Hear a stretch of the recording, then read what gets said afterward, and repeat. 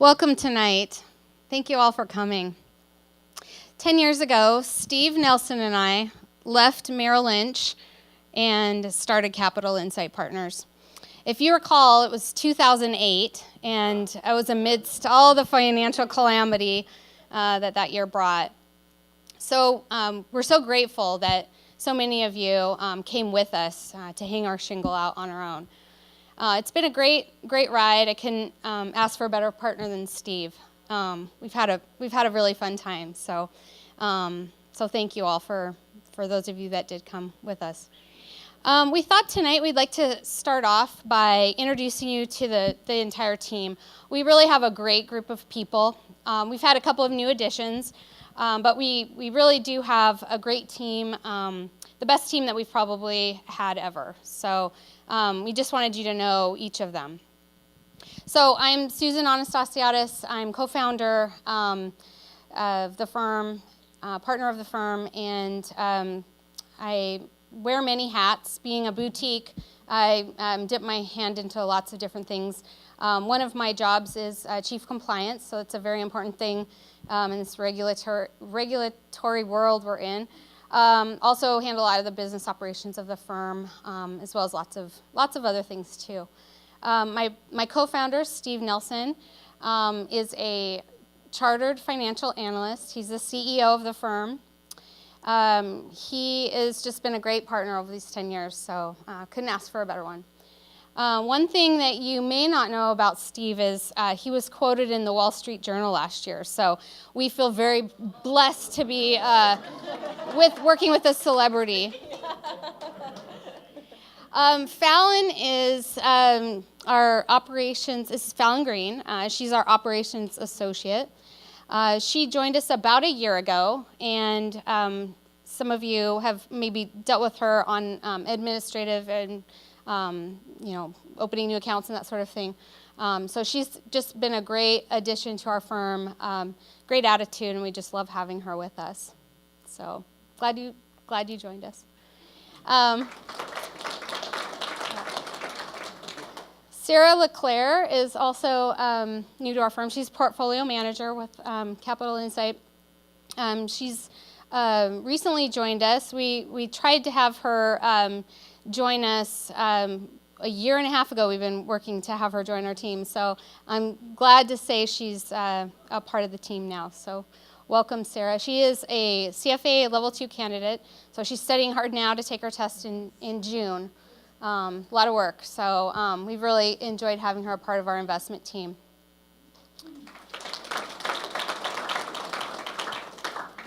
Donna Woodruff is our senior advisor.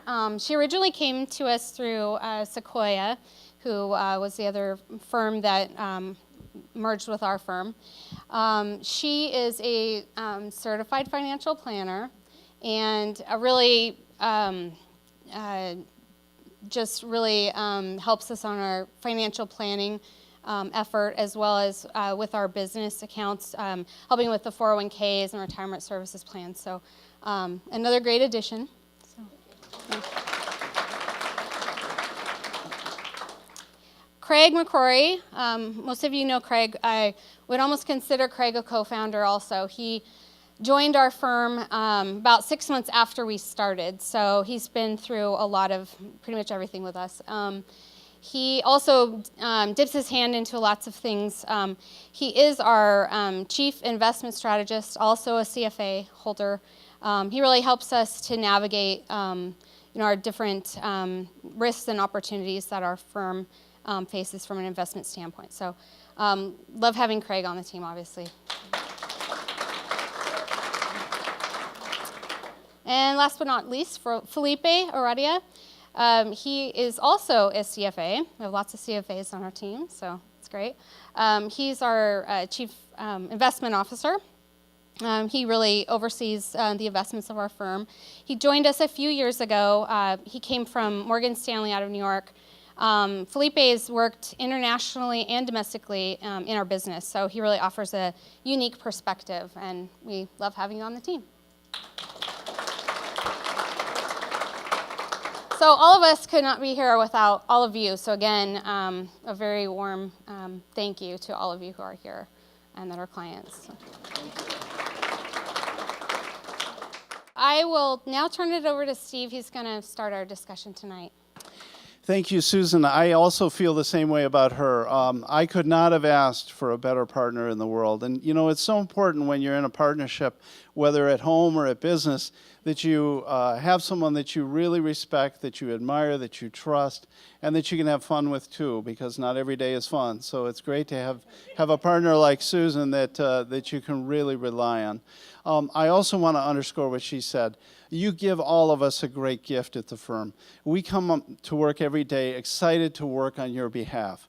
And as I said, some days are more fun than others, but it's never because of you. We are so richly blessed with the kind of people that we are privileged to serve. If we do a good job, if we're good stewards of your money, we give you freedom to live an inspired life. And so we try really hard to be good stewards of your money. The markets sometimes cooperate, sometimes they throw us curveballs. We're going to talk about some of that tonight. But we always try to do this to give you peace of mind so you can go out and do the wonderful things that you do in your families, in your community, etc. So unfortunately, I can't just talk about inspiring words like the ones in front of you. The lawyers make us also remind you that when we're talking about predicting the future, which is what we're going to do tonight, we could be very wrong. And so they did want you to spend some time reading all of the ways that we could be wrong in what we're about to predict for you, right? But just keep in mind, we're going to give you our level best perspective on what we expect to happen in 2019 and beyond, but we could be wrong. So just keep that in mind. In fact, you know, my mom and dad drove in from San Diego to be here tonight, and I really appreciate that, Mom and Dad. But I must be just a terrible disappointment to you. You know, I've spent my whole professional career working as an investment professional, right? I went to school for a long time. I went to undergrad at St. John's. A few of us in the room tonight went to this great school in Minnesota called St. John's. And then I got a graduate degree. I got an MBA. And then became a chartered financial analyst. I mean, I've devoted so much to this profession. And, you know, unfortunately, our profession has to face a very stark reality.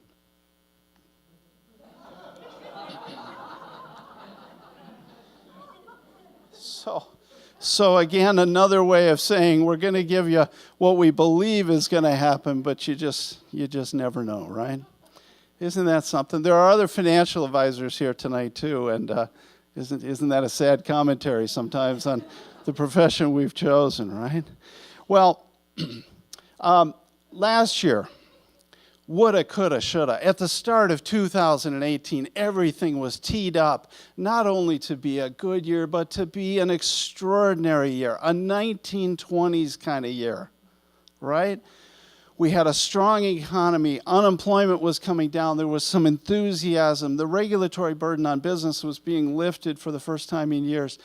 We had just a lot of tailwinds, the tax cut, and it wasn't just domestic. All around the world, generally speaking, there was a lot of momentum going in the economy, right? So at the start of the year, we thought, oh boy, this is going to be fun, 2018. Here we go. 1920s kind of fun. Not just good, but extraordinarily good. Now, we knew that there would be a midterm election, and of course, when you get the uncertainty of any election, that always can be a bit of a concerning time for the markets when you get that uncertainty. But we knew the history. We knew that every midterm election since World War II, let me say that again, every single midterm election since World War II, the stock market was higher 6 months later and 12 months later. So we thought, okay, we got the midterm, but we'll get through that and then things will be good. And then there's another phenomenon on Wall Street. You may have heard of it. It's called the Santa Claus Rally. Have you heard of this? Not every December, but quite often in December, the stock market gets a visit from that jolly old guy from the north, and we get a nice little rally in the market in December. So we just thought 2018, here we go. This is really going to be great, right? So as we got into the fourth quarter, of course, we were expecting Santa Claus, and instead, this is the guy that we got. So that was disappointing, to say the least. You'll recall tonight, by the way, Craig, Felipe, and I are doing the presentation. But you'll recall that last year, our colleagues Donna and Susan did much of the presentation, and they did a wonderful job. The problem with working with bright people like Susan and Donna is that they saw last year's market results, and they said to us, "This year's on you guys." So here I am to present the 2018 market results.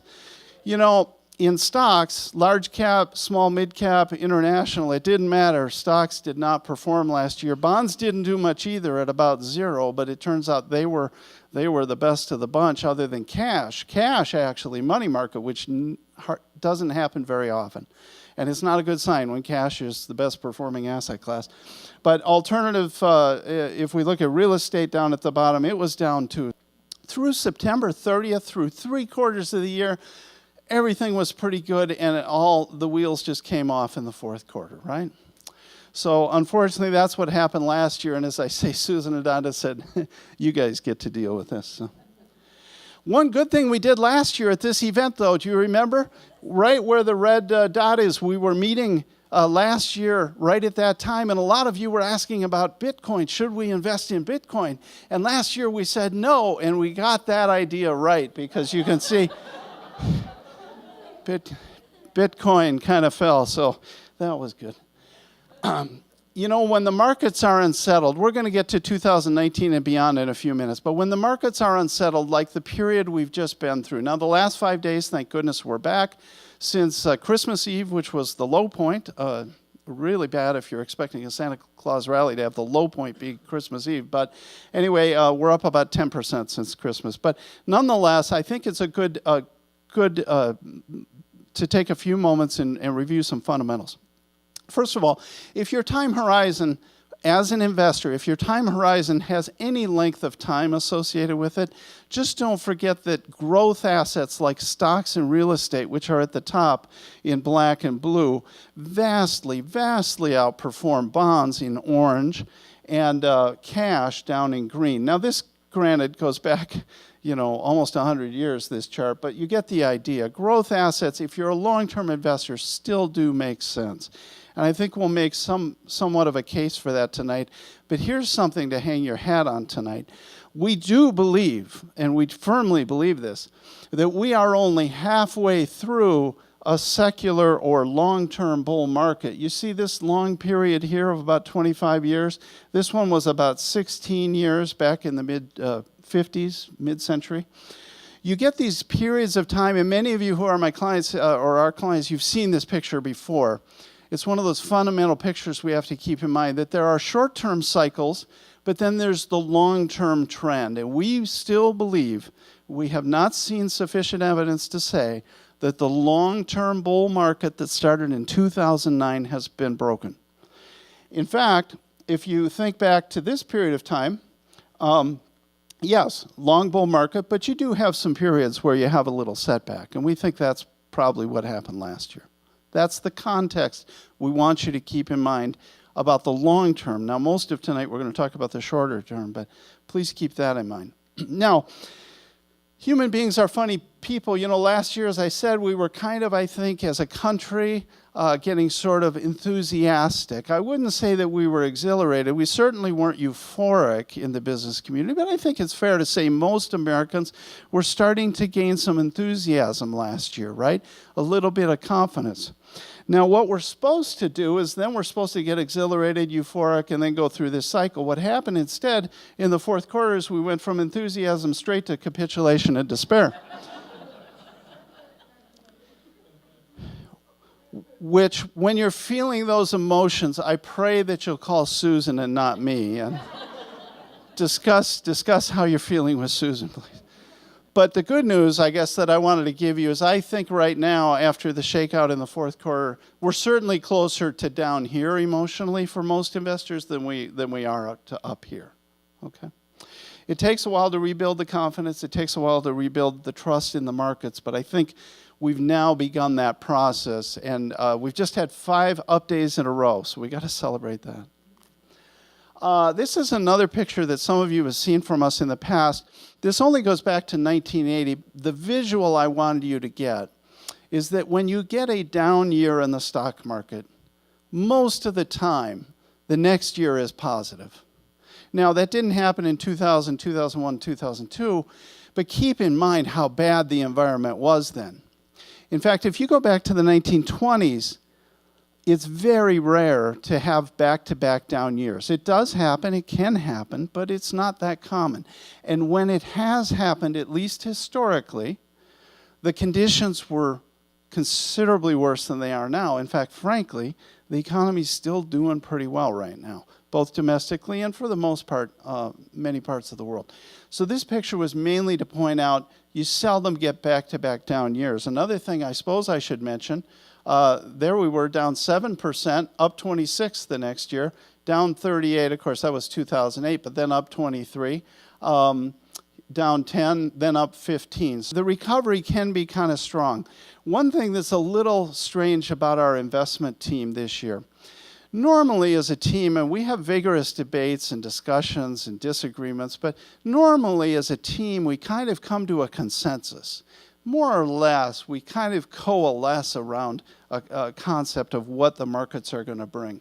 What's different this year is that I am the total outlier.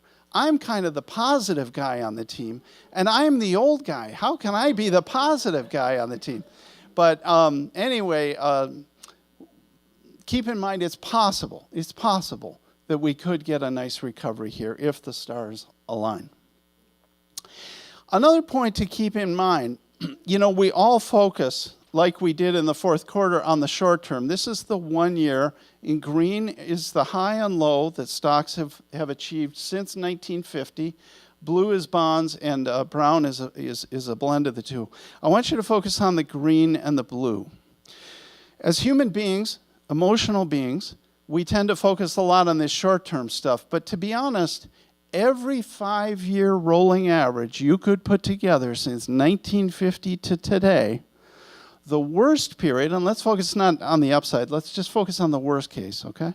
The worst for stocks on a 5-year basis is negative 3% per year, and the worst for bonds is negative 2% per year. If you go out to the 10-year or even the 20-year, the story really changes there because the worst of stocks, 20 years at a time, since 1950, is better than the worst of bonds. So my message here is don't give up all hope on stocks. The last comment I just wanted to make as CEO is sometimes, we get so carried away, particularly as CFAs, right? We love to talk about stocks and PE ratios and price to sales and different companies and why we bought them or why we sold them. We get all wound up on all that stuff. And sometimes we forget to remind you that our firm has so many capabilities. We can help in so many ways. And it's really the cornerstone, frankly, of doing a good job for you. If we haven't done a financial plan for you, if Donna, our certified financial planner, hasn't done a financial plan for you recently or we haven't revisited it, we should. It really forms the best basis for us on the portfolio management side to build portfolios. Be disciplined. And when short-term volatility, the ups and downs are happening, please stay focused on your long-term financial plan. And a plan helps us address up front how to protect capital in bad times so you can let the assets that need to be invested more for growth stay in growth when the market gets dislocated short-term. Insurance, we've done a phenomenal job, actually, frankly, for some clients even in the room on insurance. And I don't know, sometimes people say, we didn't know you do life insurance. Well, we do. So we'd love to analyze your life insurance policies if we haven't done that for you, or talk about your needs in life insurance, right? We had a client just yesterday, I had a client ask me about Social Security and when should they claim or not claim. And, there are a lot of strategies around that. Again, Donna has a great ability to help you decide what's the optimal strategy as far as filing for Social Security. And then last, another good reason to have more of a planning discussion than just an investment discussion is that tax rates are scheduled to revert, and we'll have to see what happens with Congress and the White House, but there is some planning to be done. So if we haven't revisited a financial plan in a while, we'd suggest that we do that. One of the really great gifts in our firm was meeting Felipe many years ago. Very bright guy, Georgetown and Wharton. He's worked, as Susan said, she gave you his background. He's worked in New York and also in Rio de Janeiro as an investment professional.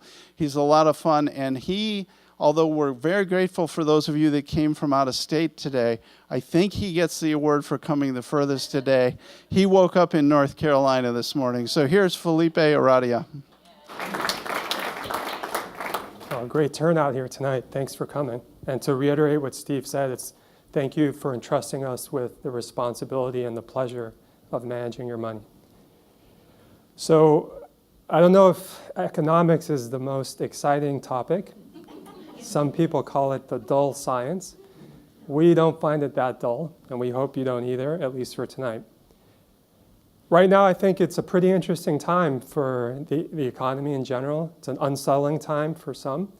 We're going to do our best to give you our best feel for what's likely to happen this year, keeping in mind what Steve said, right, that the economic forecasting profession does not have the greatest track record, but nevertheless, we think there are times where you can sort of look out there and see what's occurring and try to paint a picture. So this is our best view of what's going on in the economy today. So to get right into it, this is a summary of our macroeconomic outlook for this year. First, we think we're late in the economic cycle. Typically, an economic cycle lasts between 6 and 10 years. It's been 10 years since the last recession. Doesn't mean that a recession is imminent. In fact, we don't think it is. But it's just important to be aware of where we are because it helps us think about what are realistic return expectations and what are important risks. It's not all about returns, it's also about risk, and we try to protect the capital that you entrust to us. We forecast slower growth this year, but not a recession. That's very important because absent a recession, market returns tend to be positive. So while there could be a recession this year, we don't really see one in the cards, and we'll talk about why we don't. 3 is the recent market pullback was unpleasant, but one of the positive aspects, if you will, is valuations have become more attractive. So now we can sort of look at the stock market and say there's pretty decent value there, particularly if you're looking out over the long term. Number 4 is, unfortunately, we have to recognize that there's a lot of uncertainty out there. So whereas in previous years we might be able to give a higher confidence assessment, we have to admit that things could go different ways this year. So we're really examining the economic data very closely. We're trying to stay ahead of what's going on. But we have to acknowledge that things could be more positive or less positive than we think. And finally, diversification is always critical. That's the thing that we focus on every day when we manage your portfolios. But now more than ever, we think diversification is extremely important. So where are we in the business cycle? This chart kind of shows you the different phases of a business cycle from phase 1, the rebuilding, to phase 4. Up until last year, we think we were here in the green phase, which is called phase 2. Typically in this phase, you'll see increasing sales, increasing earnings, and those trends accelerating. Unfortunately, what's happened, which is not the end of the world, but unfortunately, we think recently we've entered into this yellow phase, which is a phase that's typically called slowing growth, right? It's a period of time where we think you need to be more cautious. There's still positive growth in the economy, positive sales, positive earnings, but the rate of growth is declining, right? So it's just a cautionary period. We need to pay more attention. We need to be very vigilant. Importantly, we don't think we're here yet, right? We don't think things are flashing red. We don't see a recession imminent. And as I said, that's very important because until you get a recession, you tend to see positive results and a good backdrop. So we keep monitoring this, we keep monitoring the risks, but for now, our argument to you is things are still okay. One topic that was in the news last year was corporate tax rates. You may have recalled a lot of discussion about corporate tax reform. This blue line here shows the corporate tax rate of the US business sector. As you can see, it was a bit uncompetitive relative to other major economies. So after the reform, the rate has pretty much come in line with the rest of the business sector. So that's a positive, right? At least from a corporation standpoint. They're able to earn more money and the overall environment has improved. And the US looks more attractive vis-a-vis other countries. So that was a positive that we saw last year. The US trade deficit, boy, has this been in the news, right? It seems like every day it's top of mind. The US trade deficit right now is about $568 billion.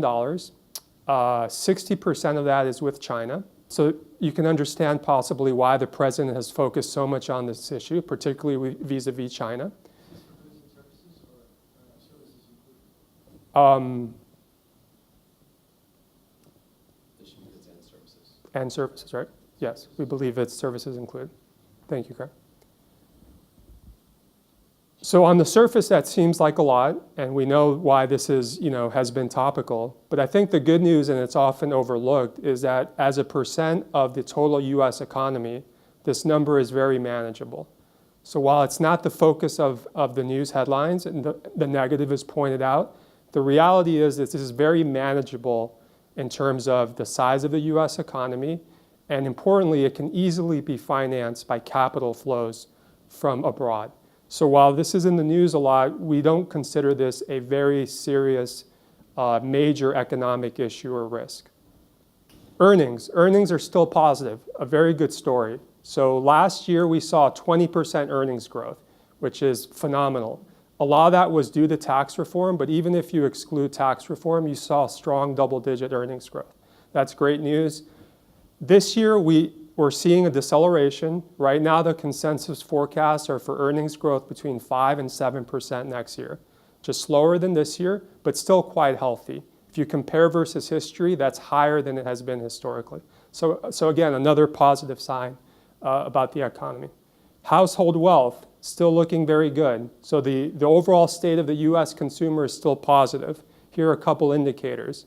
But if you look at the household debt service ratio, which is debt payments as a percent of disposable income, it's currently about 9.9%, down significantly from 2007 when we had sort of heading into the last recession, and still lower than it's been really since 1980. Household net worth has increased significantly since 2007. US unemployment, another positive story.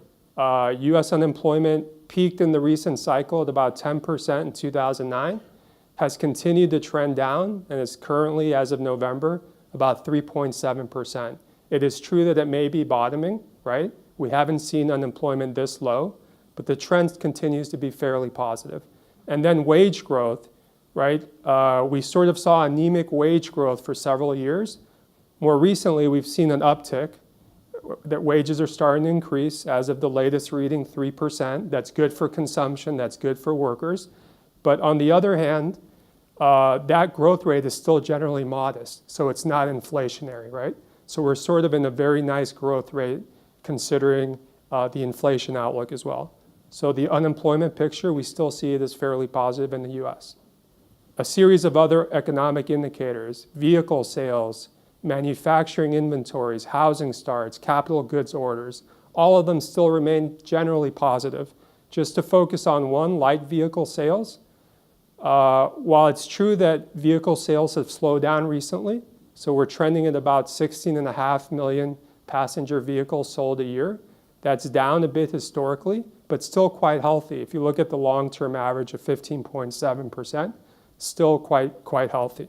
So another positive indicator from our point of view.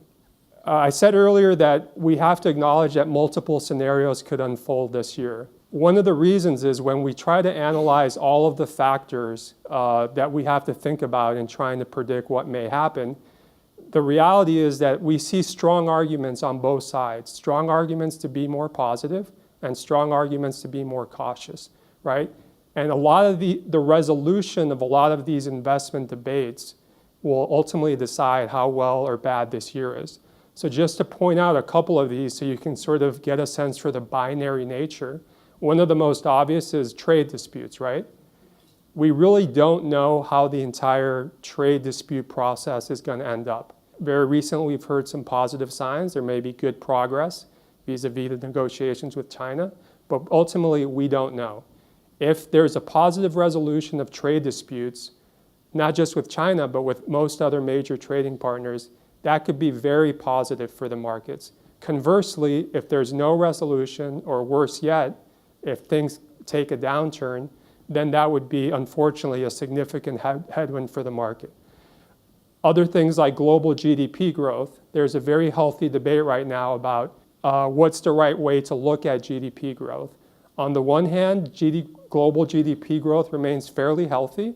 On the other hand, it's true that it possibly peaked last year, right? So you have conflicting views there, some people taking a more positive, more negative view. Ultimately, the rate of GDP growth will decide the debate.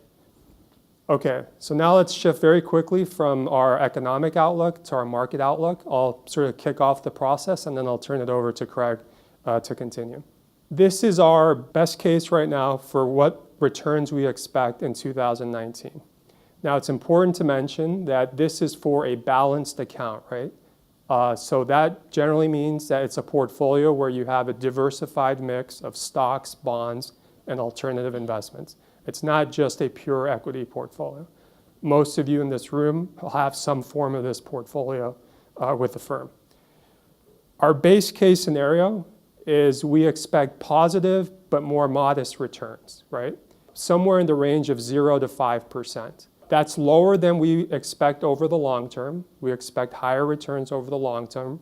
But right now, we think it's a prudent base case based on the risks, based on the uncertainties that we see, and based on where we were in the economic cycle, right?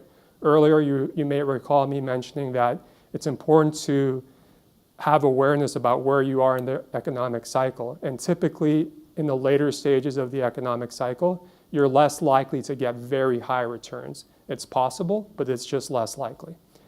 We think about a 50% probability of that base case playing out this year. There could be an upside case, right? And in that scenario, we're thinking the returns could be between 5 and 10%. And we're assigning a 20% probability to that scenario. What could cause that upside scenario? We think better than feared global GDP growth. We talked about that. If the global trade tensions were to dissipate for the positive, that would be another supporting factor. And then interest rate increases, right? Recently, versus 2 years ago, we've seen interest rates go up.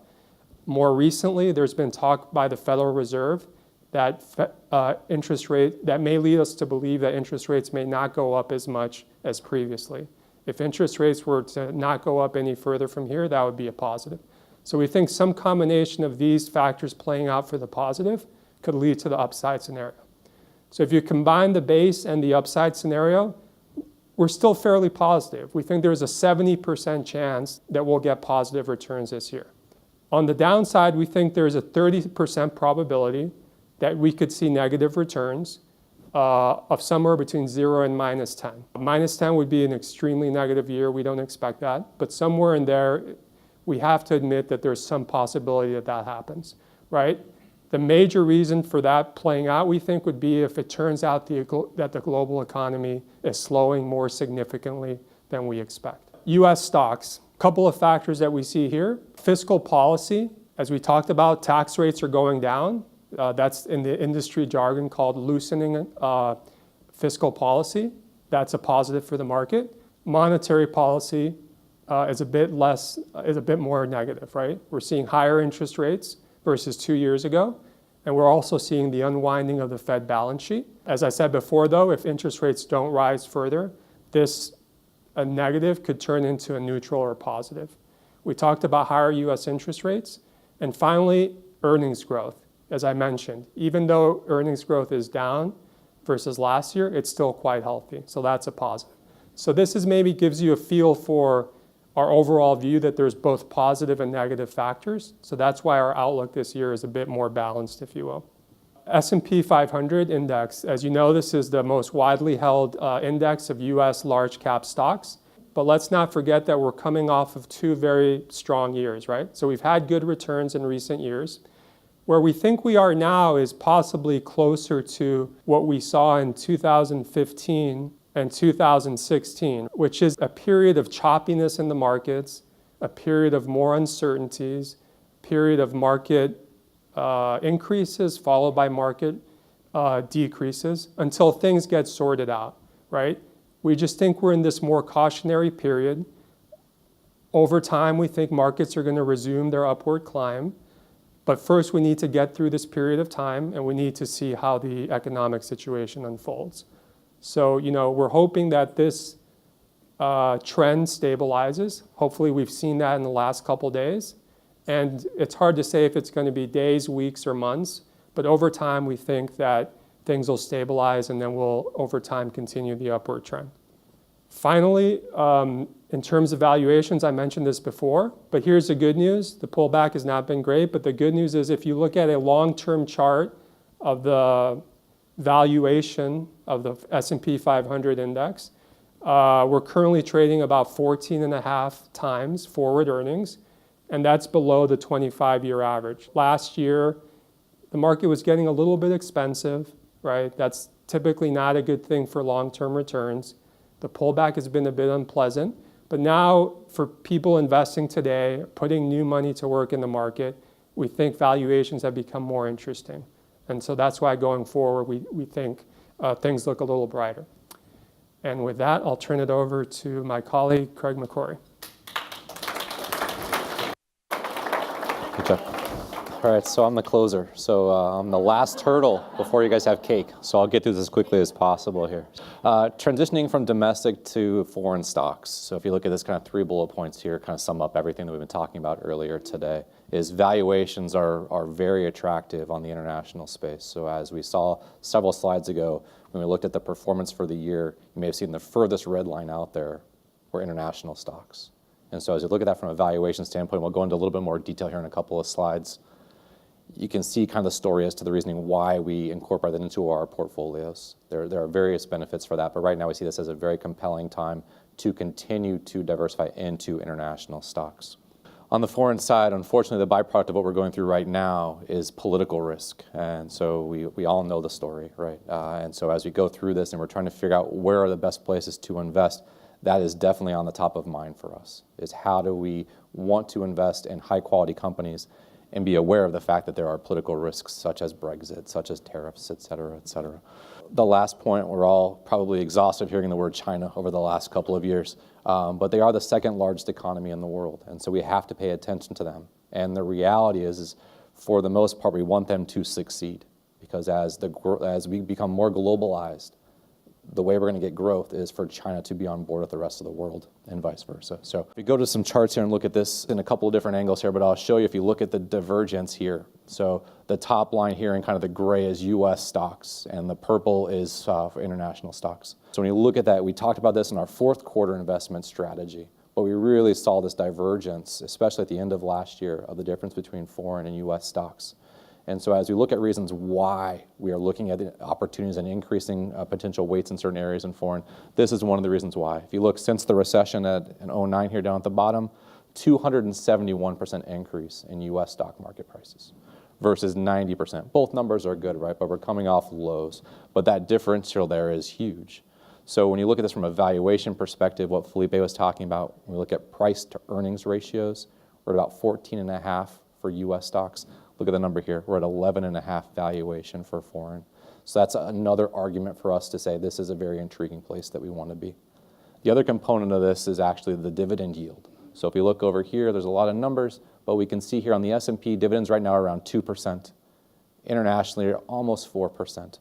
So when you think about the makeup of your portfolio, when we focus just on the stock piece itself, about 60% of your long-term returns comes out of dividends. And so when we look at, okay, well, where are the dividends coming from? Right now, they're coming from international stocks. While both are an important part of your portfolio, you can see this is another reason why we want to be focusing on international positions. Lots of bubbles going on here, but what you'll see and what we want to focus on is down the bottom here. These are year-over-year differences in growth rates. And then over here on this side here, we're saying, are they contracting here at the bottom, or are the economies expanding? And what you see, unfortunately, is a lot of these bubbles over here are a lot of the large developed countries. And unfortunately, they're in weakening and sometimes right on the borderline of expanding or contracting. If you look at the U.S., because of the good events that we thought were leading up to a great 2018, we were here in August, we were here in October. And so you can see there is this about face that kind of happened in the last quarter of the year. So what we're looking at from a foreign perspective is everything that's going on over here. You've got India, Vietnam, Mexico, Brazil. You've got a lot of countries there that have massive populations. They're undergoing this significant change within their countries, and they're really focused on expanding and emerging and ultimately strengthening. And so we really focus on that from a foreign perspective. Kind of telling the same story in a different way. This is just looking at the magnitude of the expansion that we've seen here since the recession. So if you look since 2009, look at that. I mean, just the global expansion from the US has been basically the combination of all other countries combined. And so when we're looking at these ebbs and flows, and you tend to see this in the markets, and we've shown this in previous presentations, where you'll go 8 to 10 years where the US will outperform, and then you'll transition to international outperforming. This is one of those times where we were talking about this within the last year and 2 years, about this transition to international outperforming the US. In 2017, that definitely happened. 2018, we've had a pullback, but we expect that to continue over the next several years. So back to dividend yields. So if we look at this on a more broad-based spectrum here, this is the US dividend yield here, hovering around 2%. And you can see for many years, it's been around that same. If you go back several decades, that number was around 4%. So as we've continued to develop and evolve as a country, that's slowly come down, and we feel like this is about where it's going to be for the next several decades. Whereas you can see international, this is EFA, so that's your developed economies, and then EM is your emerging economies, and then the green here is the combination of those two. That's actually high, and right now it's climbing slightly. So again, going back to dividends and income in the portfolio, we want to see this and we want to be invested in this area. Similar to the slide that Felipe showed us a little bit ago about unemployment and wage growth, we're seeing the same thing in the Eurozone. They've actually already overlapped one another here, but these are all good signs for us from an investing perspective. We're seeing that growth and that continuing trajectory here, so this is encouraging to us as we're looking through and investing. Price to sales ratio, so going back to the whole CFA dynamic, another metric that we look at from a valuation perspective is price over sales for the global economy. And so this is looking at Europe. And so what we can see here is in the middle line here, this is the average, and then the yellow, a little bit hard to read potentially, is this is showing us that Europe is very cheap relative to the US by a significance over one standard deviation. So this is, in our opinion, a very, very good time to be investing in foreign stocks. The middle class. So while the scale here is a bit skewed, so when you think about defining the middle class in the US versus defining it in other regions of the world, their definition of middle class is different than ours, right, from an average standard of living perspective. But the message here is if you look at India specifically here and you see this growth in the middle class from where they have been forecasted for the last generation plus the last couple of years, this is where they're expected to be in 2030. 79% of the population transitioning into what their definition of middle class is. So now transitioning kind of from international stocks over to the other side of the portfolio and fixed income. So when you look at kind of where are we seeing some opportunities and where are we seeing some risks. So kind of to the point is we're expecting higher interest rates, all predicated upon the Fed's flexibility here. So we've had some concerns in Q4 about where's the direction of the Fed going with interest rates. And they've come out here within the last week and said, we're aware of what's going on in the marketplace. We're aware of what the impact is on the economy. So we're going to take this a little bit easier than what we may have been conveying in the past as far as a steady march up and increase in interest rates. And we're going to be a little bit more cognizant of what's going on around the globe as far as economic conditions are and consider a brief pause if warranted. So that's actually from our perspective, that is very encouraging news. And that was directly reflected in the stock market bouncing back up as quickly as it did once that announcement came out because stability and having the peace of mind of knowing that directionally where they're headed, while they need to remain nimble, is still good for us from an investment perspective and looking out over the short to intermediate term in the markets. That said, what we're really focused on and have been focused on for quite some time on the bond side of the portfolio is being very aware of the duration of the bonds that are in our balanced accounts. So duration just means how long until maturity. And so as we've been working over the last couple of years, we've been shortening the duration of that maturity, anticipating gradual increases in interest rates, while having bonds that go out, let's call it 5 to 10 years and a little bit further than that, but not much further, adds some stability to your portfolio. they're at risk of having their interest rates replaced by higher interest rates in the future, which is a downside on pricing. So we've been focused very much on that balance of short and intermediate duration within the fixed income portfolio. Should things worsen, we feel like fixed income, as we have always expressed to our clients, is there for safety and income. That is the purpose for bonds in your portfolio. So in times like we've experienced over the last couple of months and anticipating what may happen in the next 12 months, this is a very important part of the portfolio.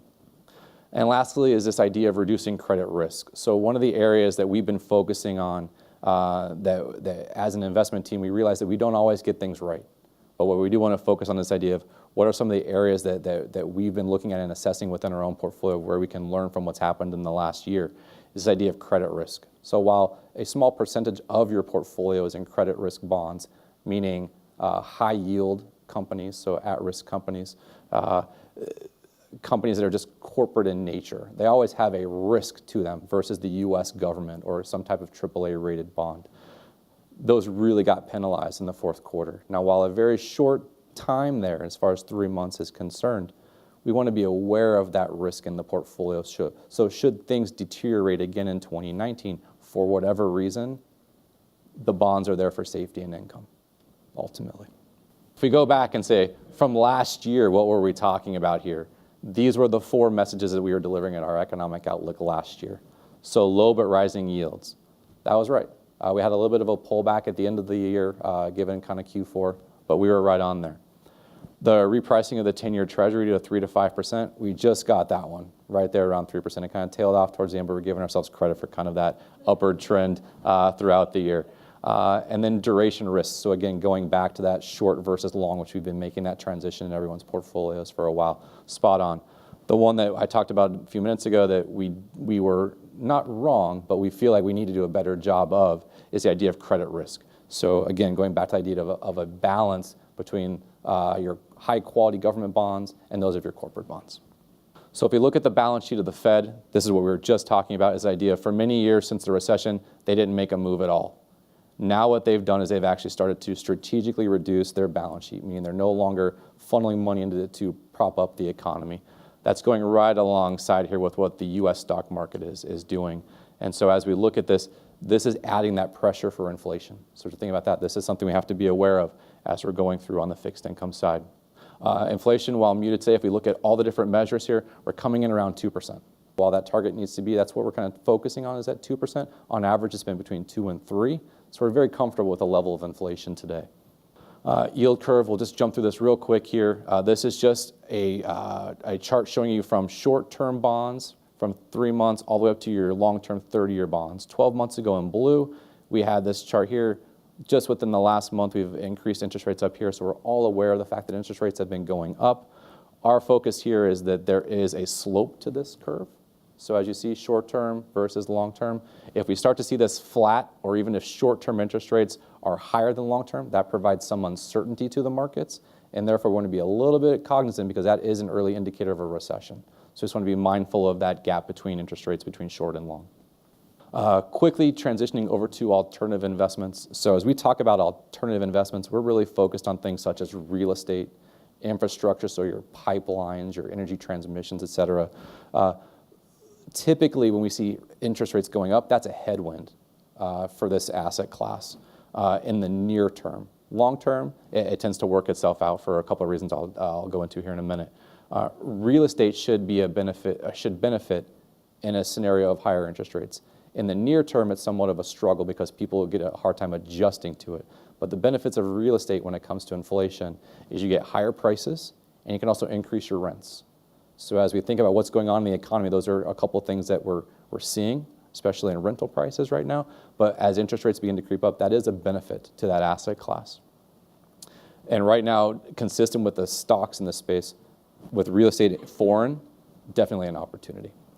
This one, key here is just to focus on this middle portfolio here. So the benefit of a diversified portfolio when it comes to alternative investments is if you take a traditional portfolio that's 60% stocks, 40% bonds, what we'd call a balanced account, and you take from that and you add 15% of that portfolio to alternative investments, what you end up seeing is a higher rate of return and a lower risk.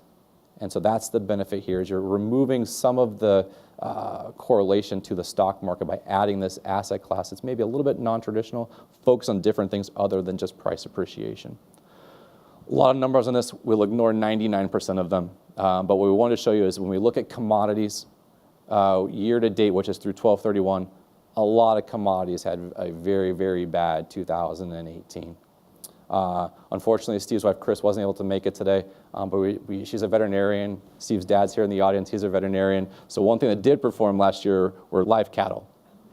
So as we talk about diversification and us looking at all different asset classes, if you've got a lot of acreage here, maybe you want to fence off your backyard, add some cattle, may outperform in 2019 potentially. Wrapping up the asset class conversation here, we as a firm, and Donna can attest to this, is that we believe that clients need to have some form of cash savings on the side, kind of as that rainy day fund or emergency fund. We're excited to report that for the first time in a decade, you're actually getting interest off of those monies. So as we see interest rates now climbing up to around the 2% range right now on money markets, we think they could go up to around 3% potentially if we get a couple more rate hikes here by the end of the year. But finally, a reason why to hold a small amount of cash. Now, we still feel like over time, it's better to be invested in a balanced portfolio, which will outperform this, but it is important to be aware that that does exist today. We've already gone through most of this today. This is just breaking out the balanced returns in the portfolio by each asset class. So I won't go into the details because Felipe has already covered most of this, but you can see from this base case scenario for us, equity is at around a 0 to 6% return for 2019. Fixed income coming in about half that, 0 to 3%, so pretty much your yield, your interest rate on that. Alternative investments in between at 0 to 4.5%, and then cash again around 2.5%. Going through that, we wish we had a better message to deliver as far as returns are concerned. But as we look out, and Felipe reminds us of this all the time, is we're thinking decades out from now. What's coming down the pike? When we look at this, the new industrial revolution, so we're now in the 4th industrial revolution. So if you think back to those coal and steam, electricity, the automobile, now we're into computing. And we all can attest to the influence that computing is having on our lives today. These are just 4 of the areas that we focus on a lot within our investment conversations, themes in which we want to be invested in within the portfolio. These are things that we feel are going to be generational transitions for all of us. And many of us are experiencing this very rapidly. Steve loves to focus on healthcare. In the next 10 years, we expect to see more transformations in that space than we've seen in generations, just because of the advancements that are coming through in the tech space with healthcare. So we're very excited about this. When you look at your portfolios, a lot of them can be attributed to one of these components as we look for growth in the portfolio. Lastly, one of our friends, Warren Buffett, this is a great quote that he has. For us, in times like this, where there's a lot of uncertainty, we're reminded patience will pay dividends. And the diversified multi-asset class approach, if we allow it to play out over time, will help us all reach our goals into prosperity. So with that, I want to thank you all and open it up for questions.